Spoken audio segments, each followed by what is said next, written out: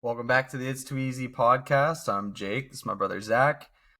Zach's settling into his new place, so going to be a little bit of a change of scenery for him. But yeah, back with NFL Week 7. Pretty exciting week. A lot of games that pretty intriguing this week. A couple stinkers again, but we'll kind of see how everything plays out. First game on the list is Thursday Night Football, Steelers and the Bengals. Bengals definitely looked a little bit better with Joe Flacco in last week. He was able to get the ball a little bit more to Jamar Chase and get him involved in the game. But they're playing the Steelers this week. The Steelers have a really good defense, and I'm just thinking that the defense of the Steelers is going to be able to get home on Flacco with this Bengals O-line. I think right now it's a 5.5-point favorite right now for the Steelers on the road, which is kind of a lot of points. But I'm going to go ahead and buy it down to 2.5 and take the Steelers. Feel like they should be able to cover that 2.5 there on the road. So stick with that. I'm going to be on the other side of this one. Also, not loving the 5.5 though, so I'm going to buy it to 7.5 and take the Bengals on a short week at home. I think the Flacco can sling the ball. They'll probably have to do a lot of quick passes, so getting T. Higgins involved early is going to be critical. And then Jamar Chase should be a deep threat over some of the older corners that are back there with the Steelers. Very interested to see how this one goes. I know that Tomlin on a short week in prime time on the road is 0-6 all time. So I like buying the Bengals to plus 7.5 to be able to cover because I do think Steelers should get the win. Yeah, right on. Second, we got the Commanders and the Cowboys. Commanders had a tough week last week. Should have beat the Bears, but just couldn't quite perform in clutch time. And Bears, man, Jake Moody managed to kick the game-winning field goal. It was kind of funny to see. I'm sure that infuriated 49er fans, considering he had lost them quite a few games over the last couple seasons. Yeah, Commanders-Cowboys is pretty intriguing to me, just because I feel like both these teams are kind of underperforming so far this season. Obviously, I thought last week the Cowboys' defense was going to be fixed going into Carolina, but then they just kind of got steamrolled by Rico Dowdle, who had like over 200 total yards, which is pretty insane. I'm going to stick with Commanders on the money line this week. I think it's like a 1.5 or 2.5 point line. And I just don't really trust the Cowboys defense. They had that one good week and against the Jets, and I figured they may have a chance. But then this last weekend, I saw the Jets had negative 10 passing yards and 80 total yards, and their O-line let up 9 sacks. So then I kind of realized more, well, maybe the Cowboys were just playing a really, really weak offensive line. And I think the Commanders' offensive line is a lot better. They can protect Jaden, and Jaden definitely has been making plays since he's been back. So yeah, I think that's a good reason to stick with the Commanders on the money line this week. I don't hate that play. I'm going to buy the Cowboys up to +4. I feel like our offense has been looking really good. And CD's supposed to be back as well as Turpin from what I can hear so far. Not sure about the line. Obviously, there was 4 missing linemen again last week for the Cowboys. So that they didn't look horrible. The offense was not the problem. The defense was. So I think that'll be the biggest issue. Yeah, I don't love it. Commanders, I feel like, should get the win. But I believe this one's back in Texas, so Cowboys going to be at home, coming off a big loss that really was a big loss. They need to get back to 500, and I think the addition of CD and Turpin is going to be able to help them get over the top, at least to be able to cover, if not find a way to win. Yep, right on. Then we got the Rams and the Jaguars. Jags are at home this week. I think for the third week in a row they're at home, which is actually pretty insane. Well, this one's in Lost a tough London, to one be last fair. week. Oh yeah, this one is in London. Yeah. But yeah, this is an interesting one because Rams are obviously without Puka now, and that defense gave up quite a bit to a Mac Jones-led 49ers offense that was missing a lot of pieces. So I am pretty intrigued by this game. I do think the Rams will probably end up winning in the end, but I did like the line at Jaguars plus 3.5. So I'm just going to probably buy it up to 4, just in case it does end up plus 3, or the Jaguars lose by a field goal. Yeah, I think the Jags should be able to bounce back. They once again had a really tough game against the Seahawks. Darnold played really well, and the Seahawks are looking really good. So I'm thinking without Puka, the Rams are definitely going to be missing quite a few weapons. And the Jags have been pretty solid so far this year. So yeah, I'll stick with them plus 4. I love that pick. I think that the Jags usually play really well overseas. Obviously, being a lot shorter flight for them than all the way from LA over to London. And so that'll be a benefit in itself. But um, yeah, I think this is going to be an interesting game. Like you mentioned, without Puka, Devontae Adams is going to be your main threat, as well as trying to get Kyron involved yet again. But I think that the Jags have done a great job of stopping the run so far this season. And I think that to be the case again. And I don't know. Maybe this is a game Stafford throws a pick because when you don't have a multi threat out there with Puka on the opposite side of Devontae, he might be trying to squeeze some throws just to make a play happen.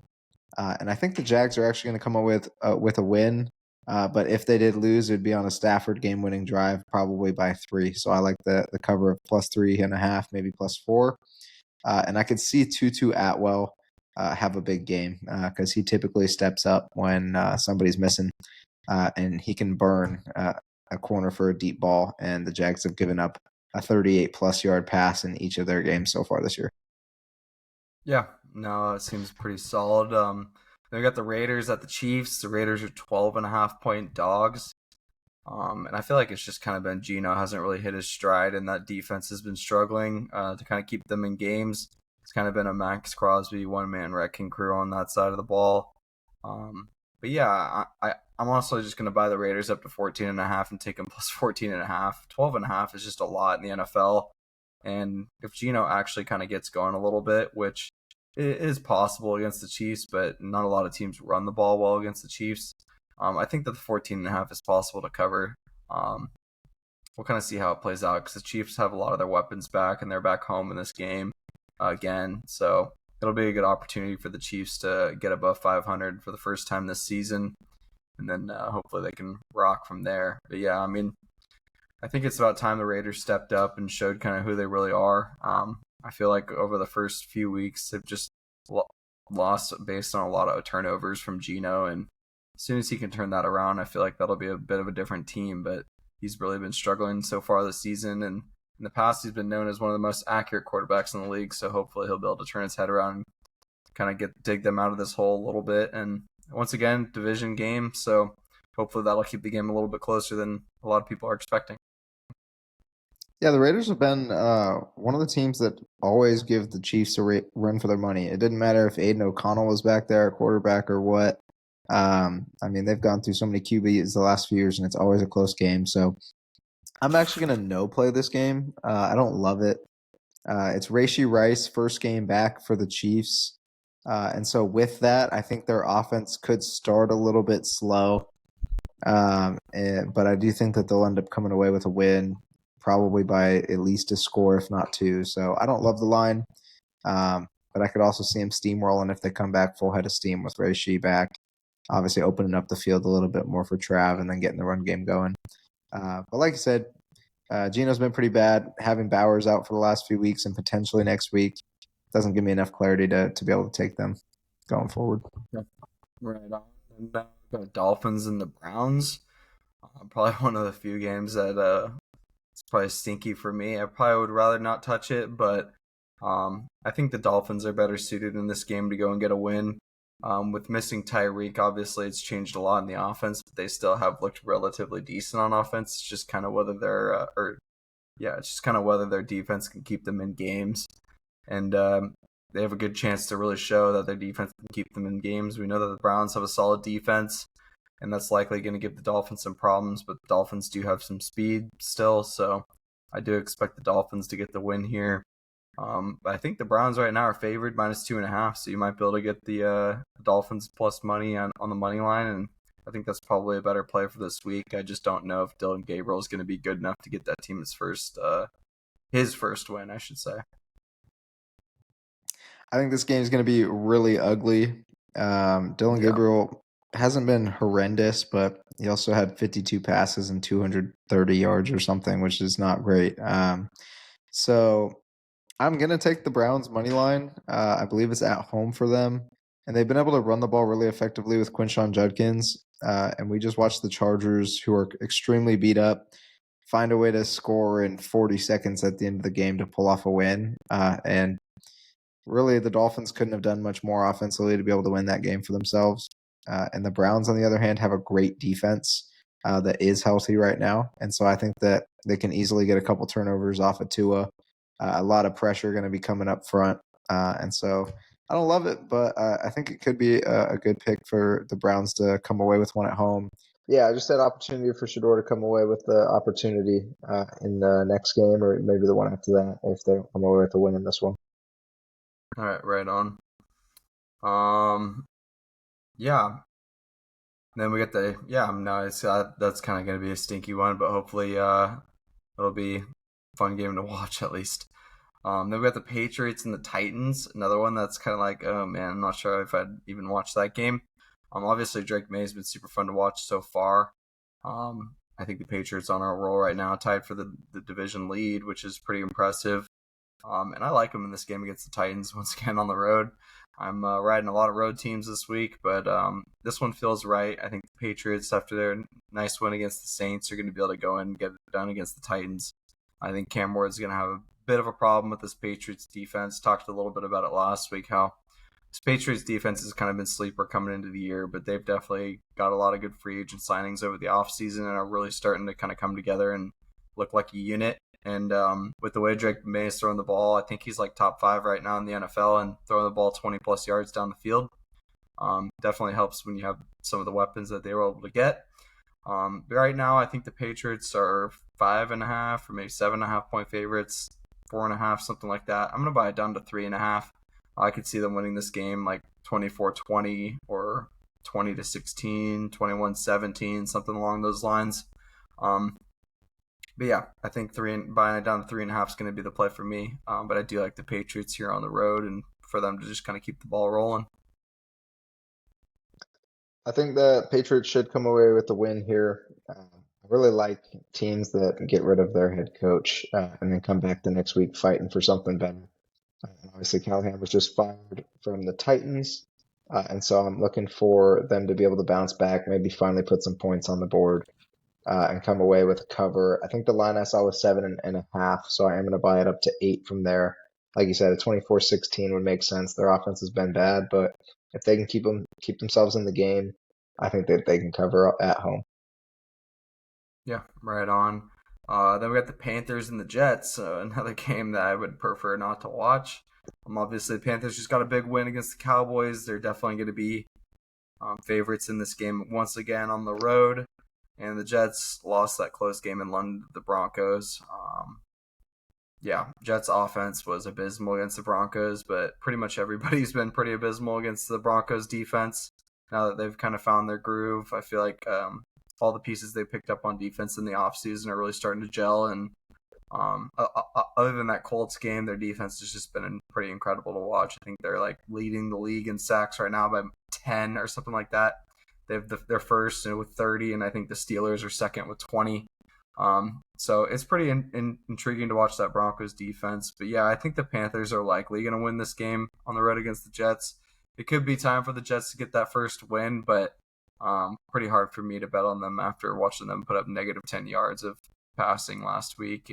They were able to run the ball decent, but I just don't expect them to be able to really win this game. I hope they keep it close, but I think with the way the Panthers have been playing, they have a better chance. Yeah, I'm gonna no play this one also. I feel like it's a game that the Jets are due to finally get a win.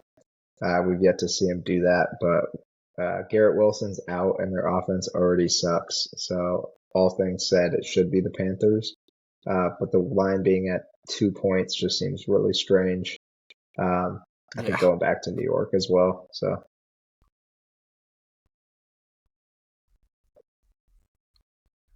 Yep. And then we got the Saints and the Bears. This one actually does kind of intrigue me this week because the Saints have been playing better than their record shows. I think their offense is actually much improved from last season, which has actually been interesting to watch. I wasn't really expecting a whole lot from Rattler, but he's actually been playing pretty well. Now, granted, he does have a lot of people throw the ball to. Rashid Shaheed's been really good this year. Chris Olave has been a lot better this year.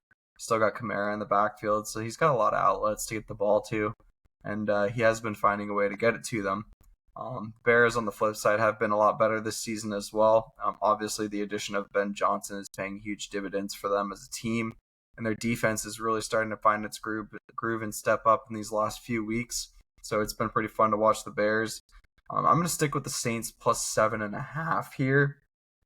I'm not exactly sure where the line is, but I feel like they should be able to keep this within touchdown. And if Rattler can keep getting the ball to these guys, then they should be able to stay in this game. But yeah, the Bears. I think the Bears have a really good chance to win this game again, and that'll kind of propel them upwards in the standings as well. Definitely a much better team than I was expecting at the beginning of the season. So looking forward to watching this Bears team kind of grow under Ben Johnson. I feel like they've definitely found a head coach that fits the role there, and yeah, hopefully the Saints will cover the 7.5. But yeah, I do like the Bears as well. I love this play also. The Saints have won 8 straight against the Bears, and so I could kind of see it going to 9. I don't know if they'll get the win, but I do think that they have looked really good offensively for most of the year. Rattler hasn't been turning the ball over, and like you said, weapons have been stepping up all over the field. So I think it'll be a good play to take with the Saints plus 7 at least covering, if not easily, then on a backdoor. But like I said, Ben Johnson's been great. The Bears are over 500, and they honestly should have won the game against the Vikings to open the year too. So they've looked very good, and they're definitely going in the right direction. Yeah, for sure. And then we got the Eagles and the Vikings. Eagles obviously have lost two straight. First to the Broncos on that late drive, and then last week they got smacked by Scadaboo and Dart with the Giants. Yeah, they definitely have a lot of problems to figure out. And Brian Flores' defense is not going to make it easier. But as far as I know, JJ McCarthy is still pretty limited in practice, and they're still expecting Wentz to play. And I think Wentz is obviously going to know the Eagles' defense, but he hasn't played against this different secondary. If the Eagles are still playing Adoree Jackson and Kalen Ringo, or whatever that guy's last name is, Ringo. Yeah. Yeah, I mean, the Eagles are going to be pretty fraudulent in the secondary because Blankenship and Cooper DeJean at the nickel is not going to be enough for them to be able to hold Carson Wentz, I think. And the Eagles can't just rely on the tush push to win them games anymore. Obviously, they ran 4 in a row the other day, and that was pretty tough to watch. But yeah, I just think that the Eagles are going to actually be able to take this one down. Another road team. But yeah, I just don't have a lot of faith in the Vikings. Obviously, they beat the crap out of the Bengals earlier this season with Wentz, and it was just mainly based on a lot of turnovers. But yeah, I just don't really trust the Vikings here. I think the Eagles are definitely the better team, and they're still getting a lot of love, even though they've lost these 2 in a row, and people are thinking they're going to be able to turn it around. So hopefully they can get Saquon involved in this game early. They tried to against the Giants, and then by the time they went down 17, it just felt like they kind of fell over and just accepted the loss. So hopefully they can play well in the first half, get a little lead, and then their offense will be able to kind of maintain and moving forward in that game, just be able to clutch up in the end. Feels like that's kind of one of their main problems is in the first half they usually play really well and the playbook looks good. And then in the second half, things just kind of start to fall apart. And yeah, I think if they end up losing this game this week, they're going to need to take a look into the offensive coordinator role because clearly they're not calling reasonable plays for that team, and they're missing Kellen Moore because I think this new offensive coordinator is pretty piss poor. I was watching a couple of the games, and just the plays that they're calling are pretty atrocious. Also, Jalen's just been really struggling to get the ball down the field, but so have a lot of quarterbacks in the NFL. So I think it's going to start with Saquon in this game once again. Get him the ball early. He gets 5-6 yards of carry. There's no reason to stop giving it to him. I don't know why they feel like they need to limit the amount of carries and times he touches the ball, but they need to throw that out the window and get back to what they know. I feel like they're risking him getting injured because he had such a heavy year last year with carries, and he is getting older. And I feel like maybe there's some sort of light injury there because, or they just don't want to risk it also with the line being more beat up this year because he's only averaging like under 3.5 a carry. It's pretty bad. Whereas last year I think he was over 5.5. So it's a very different look.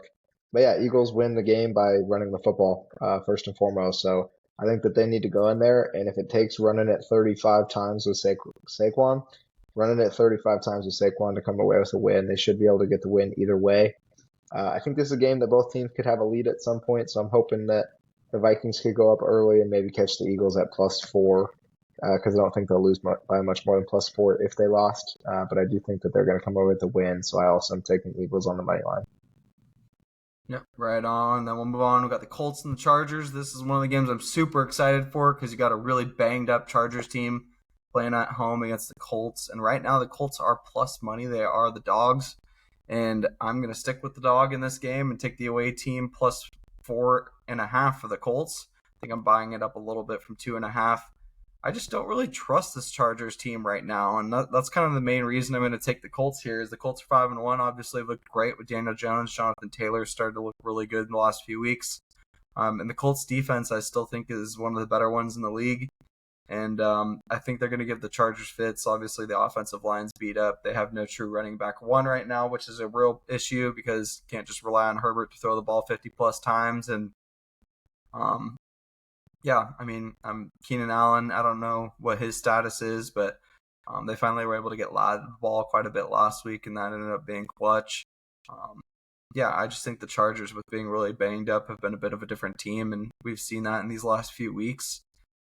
Even being back home, LA doesn't really, that stadium doesn't really give them too much of a home field advantage, and I feel like the Colts, they travel really well and they play well on the road, so I'm going to stick with them plus 4.5 in this one. Yeah, hard to hate that with what we've seen from the Colts so far this year. They've just been able to spread the wealth so well, which we talked about kind of all season. It's definitely Chargers, a Steichen scheme thing. He's been great. yeah. I mean, get back to running the football and you win games. I mean, he learned that with the Eagles. Run the ball first with a great running back behind a good line, have a good defense. You have a chance to win any game. And then if you can throw it on top, that's when you have a chance to compete, which they've been able to do so far this season. I'm going to take the Chargers money line at home. Like you said, it's kind of scary. They're without a couple linemen. Quentin Johnston was out last week, which gave Ladd a chance to step up. So I think that's going to rejuvenate the offense a little bit. Kamani Vidal stepped up with, I think, 140 plus yards in total last week, taking over for what we thought was going to be Haskins getting all the carries. He was called up and immediately plugged into the number one spot. So this will probably be a good defensive battle. I expect Herbie to find ways to get it done, maybe using his legs a little bit more this week to open up the rest of the field. Because if the Colts stop the run early, it could get ugly. But I think if Herbie's using his legs, they should be able to open up and give themselves a chance to win. Yeah, right on. I love that. Then we got the Giants and the Broncos. I think right now the Broncos are 7.5 point favorites, and I just feel like that's way too many points. I'm gonna end up buying it up to 9.5 and take the Giants just because they're obviously playing really well the last 2-3 weeks, and other than that Saints game, I feel like with Dart and Scatterboo, they've looked like a bit of a different team. Everybody's rejuvenated. The defense looked really, really good last week against Philly, and I was pretty impressed with them. And then obviously with the offense, Dart and Scatterbill are going to have their work cut out for them this week against the Broncos defense. But there have been a few occasions where teams have been able to run the ball against the Broncos. Um, so yeah, I just feel like 7.5 is going to be probably too much, but I'll buy it up to 9.5 just to feel safe. I'm going to stick with the Giants on the road. I think they're going to be able to keep themselves in this game. And that also does kind of linger on the fact that the Broncos offense has not really stepped up at all this season. They have been running the ball relatively well with J.K. Dobbins, but I just feel like they're still not quite all on the same page with the plays that Sean's calling. So um, eventually, I'm sure one of these weeks they're going to break out, but they're 4-2 right now, so there is even a chance that they end up losing this game and drop to 4-3, and could be more realistic. But yeah, I feel like the Giants at plus 9.5 is going to be a pretty hard pick not to take because I just see Dart and Scatterboo being able to keep themselves in this game. And I actually think that a good player prop for this game, I think a good player prop for this game would be to take Dart over rushing, just because that last week against the Eagles, he showed that when push comes to shove, he can always just take off with his legs. And I don't know exactly where that line's going to be at, but if it's somewhere in the range of 15 to 25 yards, I definitely would stick with the over. I feel like there's going to be a lot of moments in this game where he's not going to have players open just because the Broncos' secondary and front four is so good. And he'll end up having to escape with his legs. And yeah, I think that's pretty solid for this week. Yeah, I don't think they've faced a defense like the Broncos quite yet, at least since Dart was plugged in there. So I think that that's going to give them fits. Like you said, the Broncos' offense has been nothing special so far. So I hope that this is the game that they finally open it up. Don't know how well they'll be able to run it against the front four that the Giants have. But I do expect a couple deep ball touchdowns over the top. And so I expect Sutton to get in the end zone, and maybe one of them will be Marvin Mims, who's a speedster and can burn you quick. I do think the Broncos are going to come away with a win. I was thinking about buying it down to 4.5 or 5, and I feel pretty comfortable taking that. I think that uh, the last time Dart and them played on the road was in New Orleans, and they lost, and now it's going to Mile High. It's going to be a little bit tougher than the wins that Yeah. they were able to get before, both at home on short weeks. So I think Broncos get it done. I like buying it down to 4.5. I think that's probably my play for the week. Yeah, no, honestly, I like that. I think the Broncos do need a win here, just kind of keep themselves rolling. And this offense is going to have to right the ship eventually, so it'll just be interesting to see kind of how they perform against the Giants' defense. Because I don't think the Giants' defense is as bad as people have made them to be. Obviously, I had a really poor game against Dallas, but Dallas's offense has been top three, top two, sometimes even the best right now in the league. Even with her offensive lineman, Dak's just been able to spread the ball around. So it'll be interesting to see kind of whether the Giants front four can get to Bo, because I know they have an offensive lineman injured, and they played with a new one last week, and it did not look very pretty against the Jets, even though they only had one sack given up. So yeah, I'm interested to kind of see how that game goes. Hopefully the Broncos will get it done and kind of keep themselves ahead in that division, because that was my preseason pick. But I think the Giants, with these two new guys, have kind of rejuvenated into a different team. So hopefully they'll be able to cover the 10. Moving on, we got the Packers and the Cardinals. Cardinals were able to cover late last week, which was pretty impressive. I was Could have not won it. expecting Yeah. that. Yeah, I wasn't really expecting that with Brissett and their running backs being out, but they ended up playing a really solid game. Just to end up losing in the end, which kind of sucked, but was a super fun game to watch. Packers on the road here. I don't know exactly what the line is. I think it's 5.5, maybe 4.5. 6, I But think. either Yeah. way, I'm going to take the Packers at -3.5. I just feel like they're going to be able to overwhelm the Cardinals in this game, and it's not going to look as pretty for the Cardinals as it was last week. Is Kyler back? Do you know? I believe Kyler's set to play right now. Yeah. Okay, if he's set to play, it does scare me a little bit more, just because I think the plays that can make with his feet could give the Packers fits.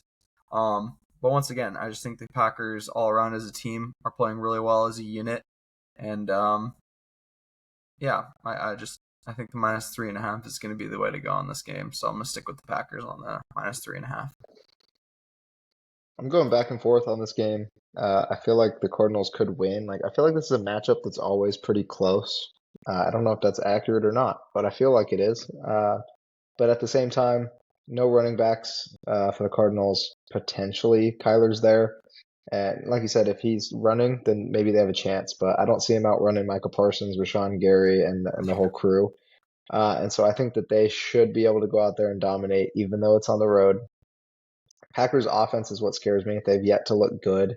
Like we had yeah, mentioned before, everything they do is based off the run game, and Josh Jacobs, very similar to Saquon, getting under 3.5 a carry. The line just needs to step it up and find a way. And I don't think the Cardinals is going to give them too much up front. Obviously, they're much improved than years past, but I think buying it to 4 is a great play for the Packers. I really do think that they could come out here and win by 20 plus. So I feel pretty comfortable in the plus 4 or in the -4, but um, don't necessarily love it just because uh, it feels like one of those matchups that ends close. yeah, for sure. Then we'll move on to the Falcons and the 49ers. I believe the Falcons are 3.5 point dogs here on the road at the Niners. And yeah, I mean, I guess the first thing they have to point out is Fred Warner being out for the season for the Niners. I think that's going to be a completely new look defense without him and Bosa. And I expect them to struggle quite a bit just because Bijan has been finding a way to get himself involved in all these games. He's been incredible so far this season.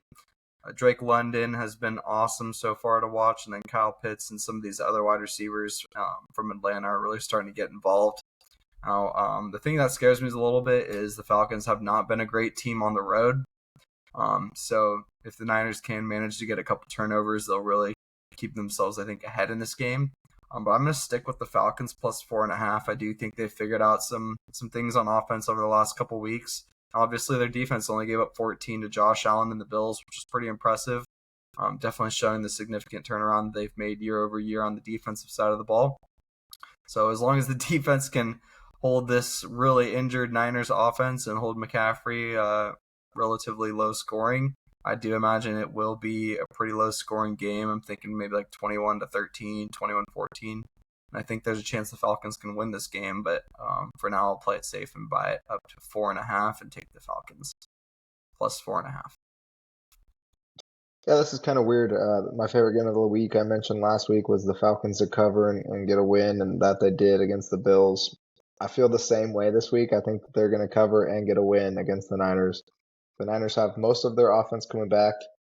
Brock's supposed to play. Kittle's potentially. Last I saw, he's questionable, which typically means he's going. And Jawan Jennings should be playing again. But like you mentioned, defensively, Bosa's out for the year. Fred Warner's out for the year. They had already lost pieces like Hufanga and Greenlaw.